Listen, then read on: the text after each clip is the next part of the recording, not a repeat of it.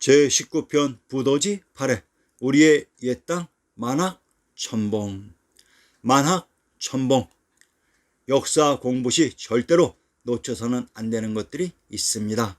그런데 우리들은 너무나도 소중한 이러한 것들의 중요성을 평상시에는 잊고 살고 있습니다. 우리가 역사 공부를 하는 이유는 그 당시 실제의 역사 무대를 보고 싶은 이유입니다. 그 실제의 역사 무대를 소설하고 읊은 그 내용 그대로를 존중하고 항상 기억하고 있어야 그 무대를 찾을 수 있게 된다는 사실입니다. 우리의 많은 식구에 등장하는 만학천봉이라는 이 사자성어 한마디가 나의 모든 공부를 바꾸어 놓았습니다. 우리의 역사 무대를 찾는 첫 단서가 바로 만학천봉으로 1000개의 산봉우리가 줄지어 서 있으려면 그 길이가 대략 엄청나다는 것을 추론할 수 있습니다.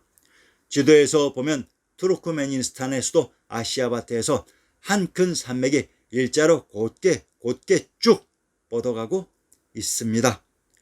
향산별곡. 자, 이제 우리의 가사집 향산별곡에서 만학천봉을 찾아봅시다. 향산은 묘향산인 금강산, 백두산, 태백산이라고 했습니다. 향산별곡. 본문에서 사면선생 사운시를 자상에 썼으니 옛사람 지은 글이 오늘날 경이로다라고 했습니다. 사면 김창흡의 묘향산 여행 시기가 숙종 32년인 1706년 봄이니 그때를 옛날로 썼다면 이 글을 쓴 시기는 그로부터 상당히 더 후기로 보아야 합니다. 향산별곡 중 필요한 내용만 인용하겠습니다. 묘향산 봄 풍경을 너더러 물어보자. 희절이 삼춘이요 피난이 맺꽃이라. 봉봉이 푸른빛은 복내산 금강초요 골골이 흐른 물은 무릉의 낙하로새. 묘향산을 복내산이라고 합니다. 복내란 금강산을 두고 하는 말이었습니다. 중대를 겨우 넘어 단군대 올라가니 박쥐한 일천봉이 대아래 조회하고. 참으로 웅장합니다.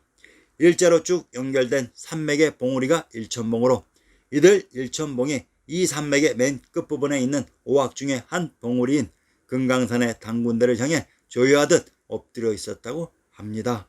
우리 선조들의 호탕한 기운과 기상이 느껴지는 것 같습니다.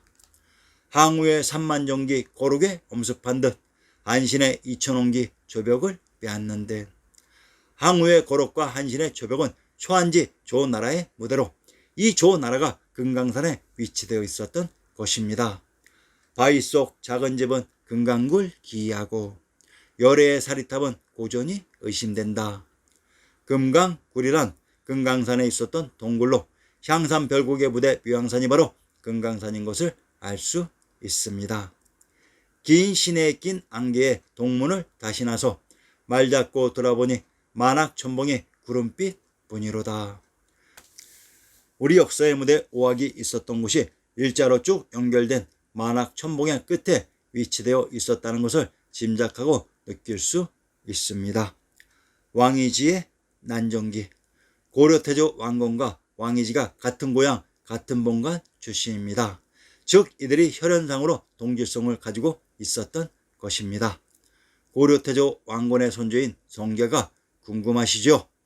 역사상 대문필가 동진 왕이지의 난정기를 인용합니다. 참고로 서진, 동진, 송제, 양진이 우리 역사 속 백제 역사의 원형이라고 했습니다. 353년 회계 4살을 지냈을 당시 왕이지는 회계 산암에 있는 물가의 난정에서 봄을 맞는 연회를 열었다. 이때 열린 행사는 곡수연으로 9개의 굽에 강물을 끌어들인 후 술잔을 물에 띄워 흘러오는 술잔이 멈춘 자리에 있는 사람이 시를 짓는 놀이였다. 이때 지어졌던 난정기의 일부를 인용합니다. 영화의 난정 같은 송한 모임은 왕이지의 난정기 고사를 이야기한다. 영화 9년 개축 늦은 봄 초승에 회계 산음의 난정에 모였으니 계사를 행하기 위해서이다. 못 현재들이 다 오고 젊은이와 나이 많은 이가 다 모였다. 이곳에는 높은 산과 험준한 봉우리와 모성한 숲과 긴 대나무가 있고 또 맑은 시냇물과 고센 여울이 좌우에 서로 비쳐 띠처럼 둘러 있는지라. 시냇물을 끌어다 술잔 띄울 곡수를 만들고 차례도 벌려 앉으니 비록 간연하게 송대함은 없으나 술 한 잔을 마시고 시 한 수를 읊는 것이 또한 그윽한 정을 펴기에 충분하다. 남산의 1만 봉우리가 쇠찬 형세로 500리를 치닫다가 구부러져 비스듬히 솟았다. 남산의 1만 봉우리가 쇠찬 형세로 500리를 치닫다가 구부러져 비스듬히 솟았다고 합니다. 1만 봉우리가 바로 만학천봉의 만학입니다. 어마어마합니다. 만학천봉이 일렬로 500리를 치닫다가 구부러져 비스듬히 솟았다고 했습니다. 산맥이 일렬로 치닫다가 맨 끝에서 구부러져 비스듬히 솟았다고 했습니다. 이곳에 우리의 역사 무대가 있었습니다. 동진 왕이지의 난정기에 등장한 이 남산은 과연 무엇일까요? 이 남산의 정체를 추적해 보겠습니다. 경주의 남산. 경주에서 한사군 중 낙랑군 문천부의 남쪽 오리에 있다. 4등 2천의 하류이다. 김극기의 시에 동황이 한 손으로 내려주신 은퇴 만물이 골고루 받았구나. 또 불계시에는 금년봄 날씨구저 시원하게 갠 적 없고 열흘이나 장마비는 강물을 뒤엎는 듯 즐거워라 호련히 씻은 듯 구름 거치니 남산 1만송이 푸른빛 쏟아 드러났네. 산하의 쇠찬 형세 500리를 치닫다가 중도에 구부러져 비스듬히 솟았네. 그 아래 한 줄기 문천이 있으니 만번 꺾고 천번 소려 구불구불 흐르네.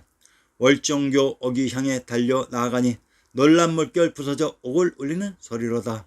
엄장루 아래 와선 흐름 차츰 질펀하여 물결은 잔잔하고 모래는 평편하여 비단을 펼쳐놓은 듯 나급의 모든 선비 10만 명이 물에서 불게하니 어깨서로 닿았구나. 상기의 문구 중 남산 1만송이 푸른빛 쏟아 드러나네. 산하의 쇠찬 형세 500리를 치닫다가 중도에 구부러져 비스듬히 솟았다고 했습니다. 참으로 신기하지요. 현 중국 역사로 알고 있는 왕이지 난정기의 무대와 역사 속 경주가 동일한 지역이었습니다. 이곳 경주의 남산이 바로 서울의 남산입니다. 왕이지 난정기. 남산의 1만 봉우리가 쇠찬 형세로 500리를 치닫다가 구부러져 비스듬히 솟았네. 경주의 문천부. 산의 쇠찬 형세 500리를 치닫다가 중도에 구부러져 비스듬히 솟았다. 자, 어떻습니까? 왕이지 난정기의 무대 회기의 산음이 바로 경주 근처 또는 경주인 것을 알 수 있습니다. 그러면 경주에 등장하는 동황의 정체를 밝혀봅시다. 동황이란 황도의 동부 지역입니다. 개성의 군명을 부소합, 송악군, 동비올, 개주기경, 황도, 총막군이라고 합니다. 개성의 군명이 사망인 수인, 염제신농, 태호복귀씨가 있었던 황도로 환웅천왕인 비로자나 부처님께서 하늘을 연 신시 개천하신 장소 개주이며 그곳의 성이 개성이라고 했습니다. 이곳이 바로 상기 향산 유랑가와 향산 별곡의 무대였던 묘향산 금강산이라고 했습니다. 이곳 묘향산 금강산이 바로 천하의 중앙 조정인 천조인 비단금자의 금성이 있었던 천축으로 이곳 동부 가까운 곳에 역사 속 경주가 있었습니다. 경주의 군명 동경은 경도인 서울의 동부지역이 동경입니다. 왕이지의 난정기 경주에 나오는 남산이 바로 천하의 조정인 천주가 있었던 비단금자 금성의 남산으로 이곳이 신시개천의 무대 묘향산 금강산인 종남산이었습니다. 천하의 맞이인 천주가 있었던 산을 종남산 수양이라고 불렀습니다. 이곳이 또한 태양주 박주인 해주 고죽국이기도 합니다.